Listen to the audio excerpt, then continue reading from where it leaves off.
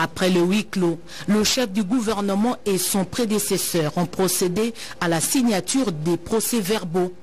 Une cérémonie qui s'est déroulée en présence du secrétaire général du gouvernement, du vice-premier ministre en charge des infrastructures Willy Ngopos et de la ministre auprès le premier ministre Jacqueline Pengue. Échange des signataires, le nouveau chef du gouvernement peut maintenant prendre possession du lieu. Cette séance terminée, Bruno Tshibala a fait visiter le professeur Ilunga l'ensemble du bâtiment. Tout s'est terminé au Jardin des Premiers, où le chef du gouvernement a découvert son buste, fait en bronze, aux côtés de tous ceux qui l'ont précédé à ce poste. Pour marquer son entrée dans ces installations historiques qu'occupait Patrice Emery Lumumba, il a planté un arbre nommé Agatis, arbre centenaire. Les deux hommes marquent deux moments forts de l'histoire politique de notre pays. L'entrant, 25e Premier ministre que connaît la RDC, ouvre l'ère de l'alternance pacifique. Il est le symbole du consensus entre le FCC et le CACH. Et l'autre, pour avoir conduit le gouvernement qui organisait les élections sur financement propre.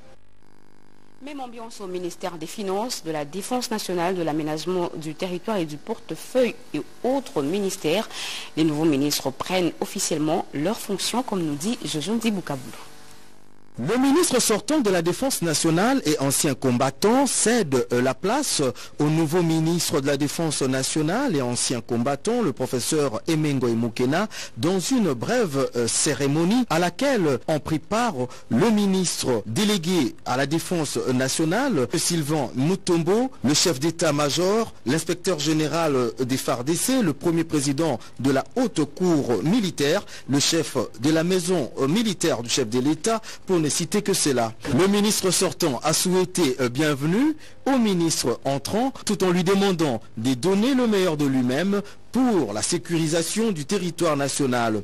Pour le ministre entrant de la Défense nationale, Emengo Emukena, la tâche est certes lourde, mais avec le concours de tous, nous parviendrons au résultat escompté. Il a fait savoir que le chef de l'État, Félix-Antoine Tshisekedi Tshilombo, place la Défense nationale. Il a fait savoir que sa mission est entre autres de maintenir la paix sur toute l'étendue du territoire national. Il a loué les efforts des hommes en uniforme car ils sont le socle du développement de notre nation. Il a demandé aux uns et aux autres de multiplier plus d'ardeur au travail.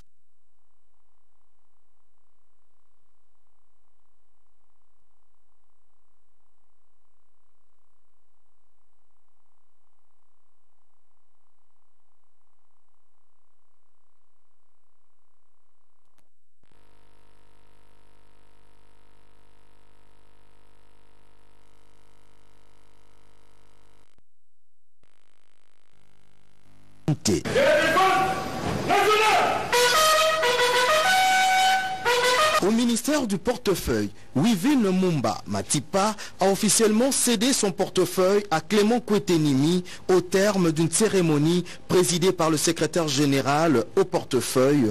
Dans un discours, la ministre sortant a expliqué brièvement à son successeur le cycle de gestion de ce ministère d'hier à aujourd'hui, ainsi les attentes des entreprises publiques de l'État et du peuple. Après la possession du bureau, le nouveau patron des entreprises publiques rassure le peuple congolais en général de sa détermination de poursuivre les réformes et booster l'économie nationale. Dans un autre décor, Wivine Mumba Matipa, qui assumait l'intérim au ministère de l'aménagement du territoire, vient d'être remplacé par Agé Matembo dans une cérémonie de remise et reprise qui s'est déroulée en présence du secrétaire général. Puisqu'il faut le dire, la mise en valeur du territoire selon la topographie, en cela y compris les forêts, c'est la tâche qu'attend le nouveau ministre de l'aménagement du territoire. Un jeune ministère autonome au regard de son histoire qui était toujours attaché à d'autres ministères. Agé Matembo a demandé aux uns et aux autres de se mettre au travail en vue de produire les résultats attendus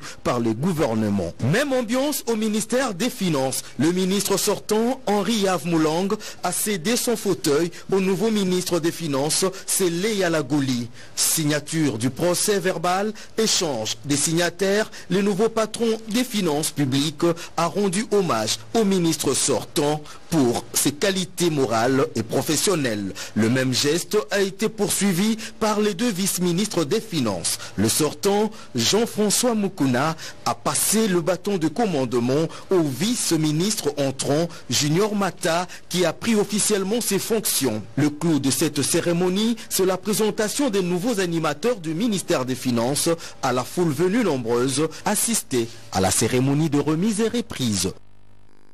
Revenons sur ce qui a été hier à l'Assemblée nationale. Sur 379 députés présents à la plénière, 375 ont dit oui au programme du Premier ministre Sylvestre Ilunkamba. Aucun député n'a voté contre et seuls 4 se sont abstenus.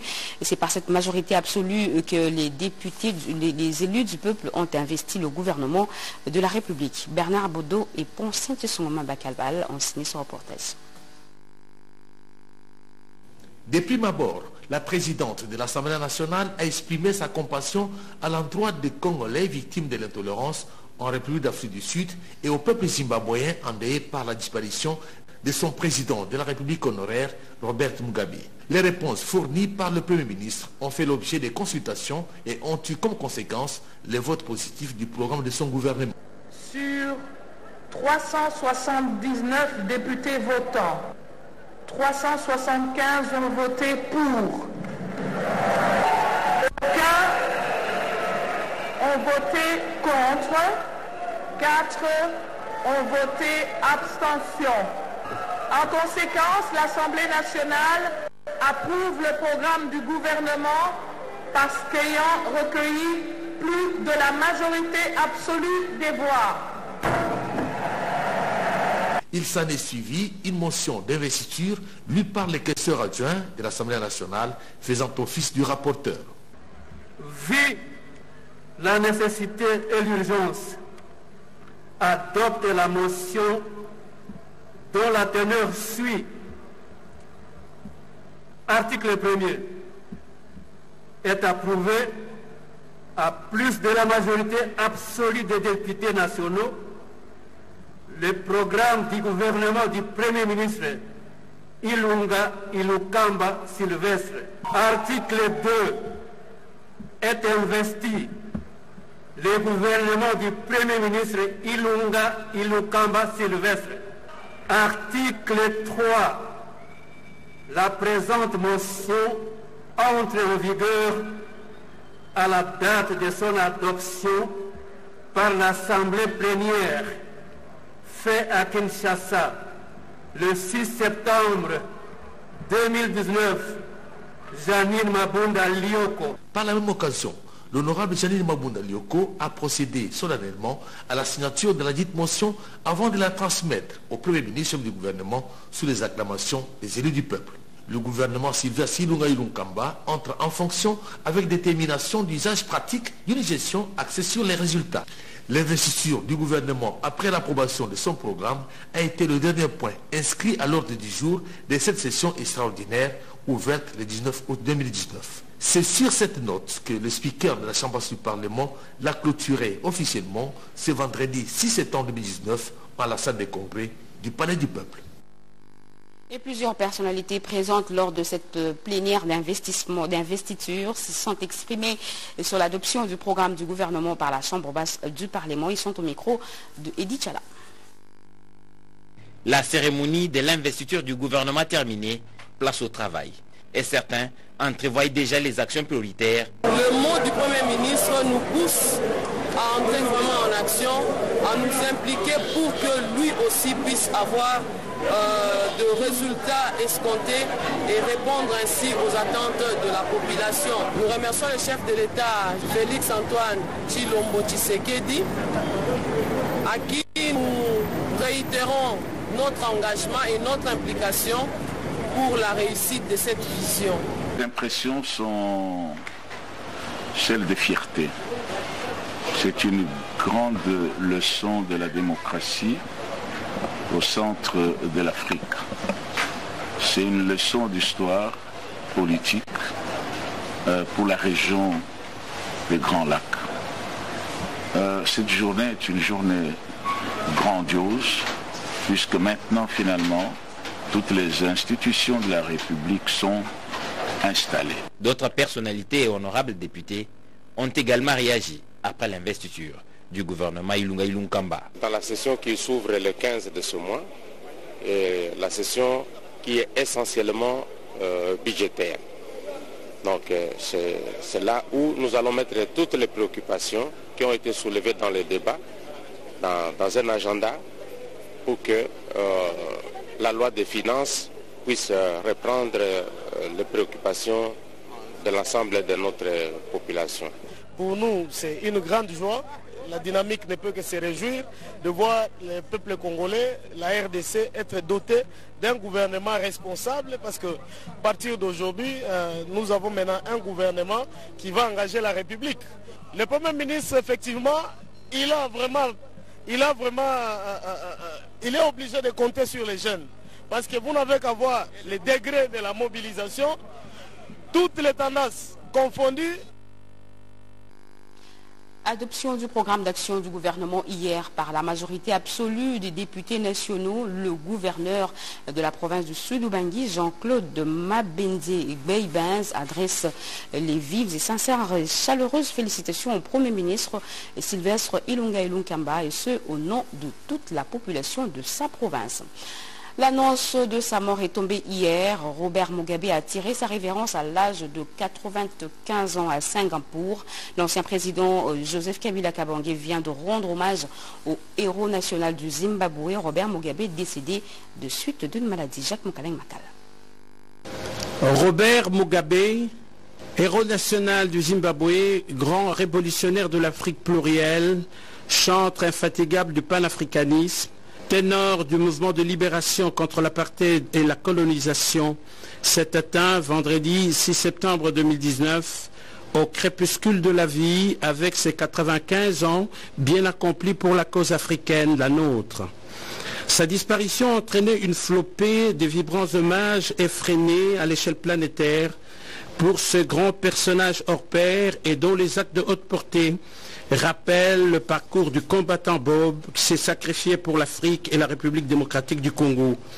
Souvenir ému que la mère patrie garde au fond d'elle-même et qui inonde l'âme congolaise.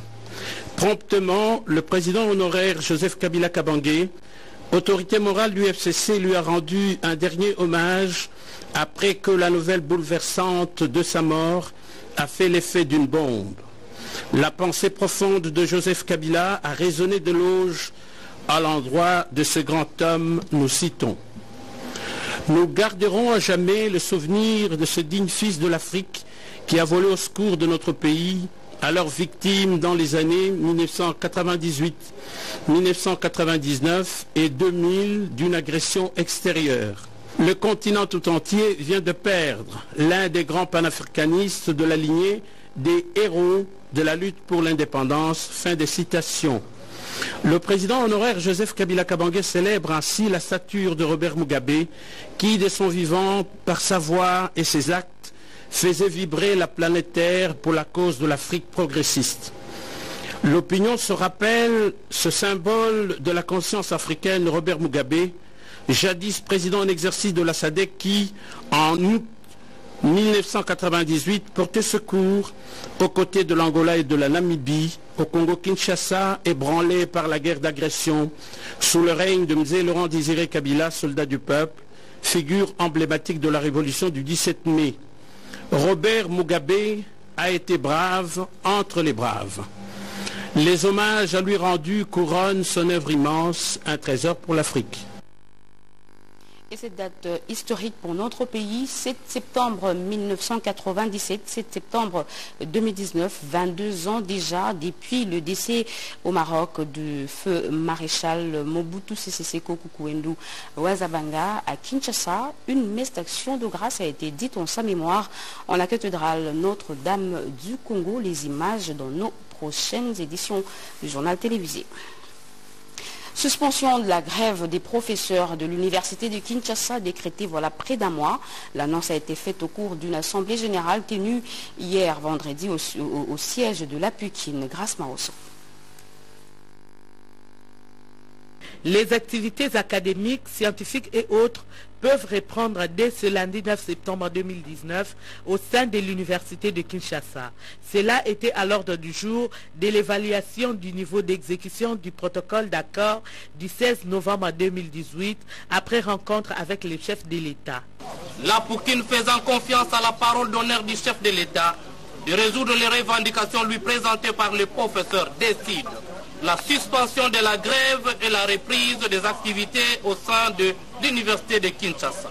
Le comité exécutif de la Poukine est chargé de poursuivre les démarches auprès du Premier ministre, chef du gouvernement, en vue de l'exécution des dispositions du protocole d'accord, notamment le paiement de 3 mois restant de manque à gagner et le trop perçu sur les véhicules. L'amélioration de la rémunération au standard UNESCO qui pourra aboutir à la suppression de la prime du partenariat. L'application de la loi cadre dans ses dispositions relatives aux élections de recteurs, de directeurs généraux, de présidents et vice-présidents des conseils d'administration, du président et vice-président du conseil académique supérieur au sein des universités. Faute d'obtenir gain de cause à ces revendications, l'Assemblée générale se verra dans l'obligation de relancer la grève, ont déclaré les professeurs.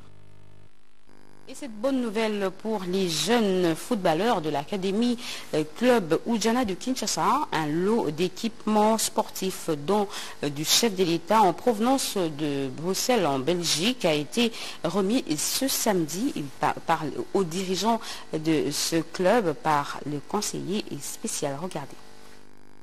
Le centre de formation de football AC Oudjana de Kinshasa vient de bénéficier de la part du président de la République, Félix Antoine Tshisekedi Tshilombo, par l'entremise de son conseiller